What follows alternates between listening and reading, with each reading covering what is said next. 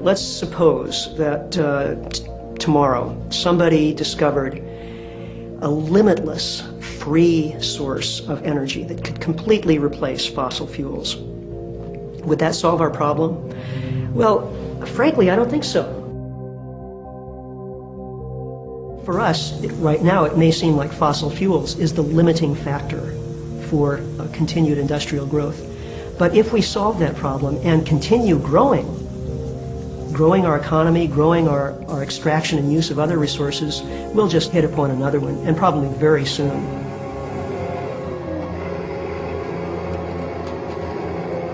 I would guess within a matter of years or a decade or two, we'll hit the next wall, whether it's fresh water or topsoil or minerals, phosphates, and so on.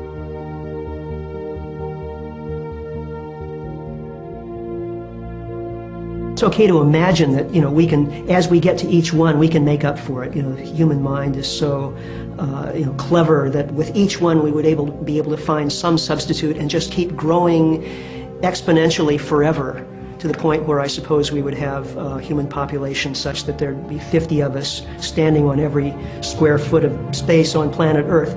That's not going to happen. There are natural limits.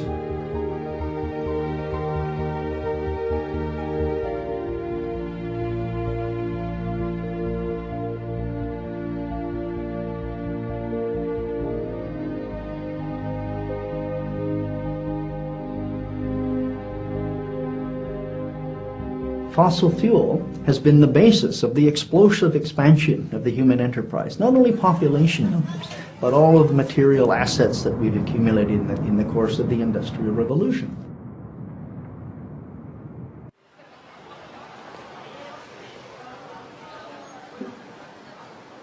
And this train is gathering steam. As long as energy continues to be available in excess of the ultimate demand, then the engine just keeps rolling on, and more people are jumping on the bandwagon.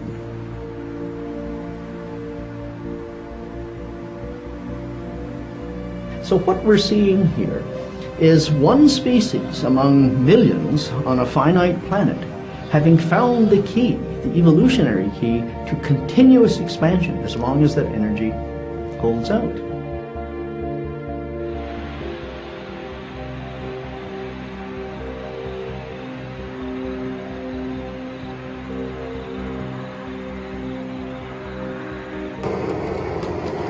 But the problem is, we're using the energy in ways that are undermining everything else.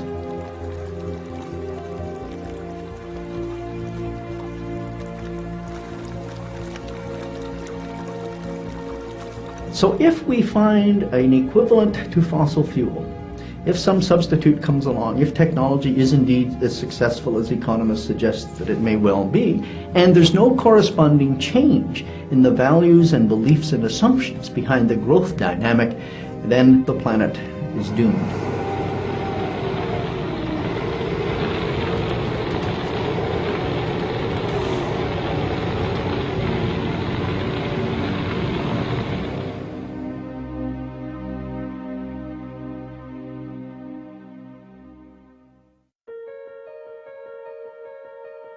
I actually think by the time I finished that maybe I'm hallucinating, but that there is actually an optimistic life after peak oil if everybody quickly understands how unbelievably serious this is and starts behaving in some radically different manners.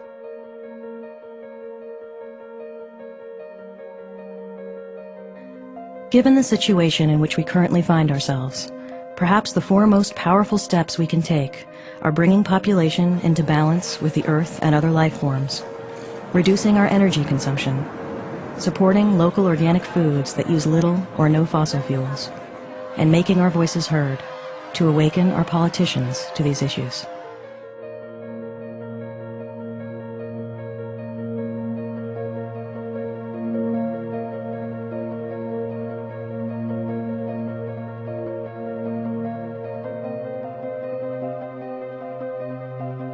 Population is a very real issue, and it's the interconnection of population growth and fossil fuel consumption or resource energy consumption that we must be addressing. So many people are only looking at the fossil fuel part of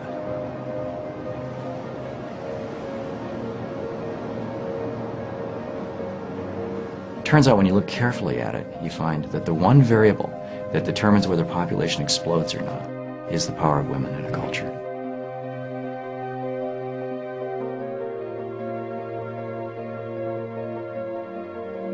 In the Middle East, for example, Saudi Arabia, population explosion going on. It's creating a real crisis for the Saudi society. On the other hand, there are countries, more secular nations in the Middle East that are equally Muslim, but women have relatively equal power in some of those societies. Iran, for example, you're at nearly zero population growth in Iran right now compared to Saudi Arabia.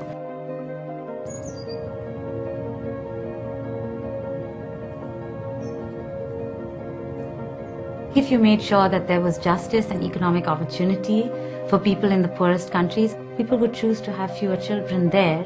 And if people were consuming less here and were sharing more of what they had with the rest of the world, you actually do begin to get the outcomes that both address concerns around population as well as environmental sustainability.